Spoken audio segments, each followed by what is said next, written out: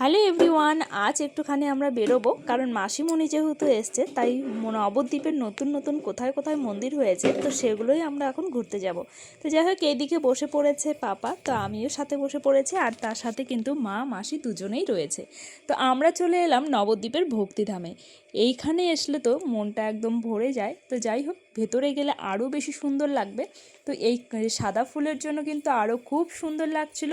তো পাপা ওইদিকে কিন্তু আর ঠাকুমাকে ডাকছে, মানে মা ওই দিকটায় বসে রয়েছিল কারণ হাঁটতে পারছিল না, তাই ডেকে ডেকেই নিয়ে আসলো। মানে মা সিঁড়ি দিয়ে উঠতেও পারবে না, তবুও নিয়ে আসলো। তো চলো ভেতরের দিকটায় যাওয়া যাক। এই মন্দিরে আমি যতবারই আসি না কেন, এখান থেকে আমাকে তো বাড়ি যেতে ইচ্ছেই করে না। তো এখানে কিন্তু সন্ধ্যার সময় গান আরতি সব কিছুই হয়। তো আজ আর সন্ধ্যা আরতি দেখা হবে না, তার কারণ আজকে আমরা অনেকটাই আগে বেরোবো। তার কারণ আমরা এখন জল দেখতে যাব, মানে গঙ্গায় এখন প্রচুর জল হয়েছে। এই যে দেখো, আমাদের গঙ্গাটা একদম ভরে গেছে।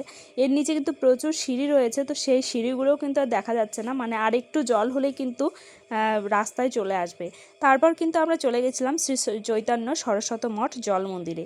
তো এই মন্দিরটা জলের মধ্যেই অবস্থিত, আর এর নিচেও অনেক সিঁড়ি রয়েছে, তো সেগুলোও ডুবে গেছে আর রাস্তাটাও ডুবে গেছে। তো এখন আমরা যাব বাড়ির দিকে। কেমন লাগলো ভিডিওটা অবশ্যই জানাবে কমেন্ট করে।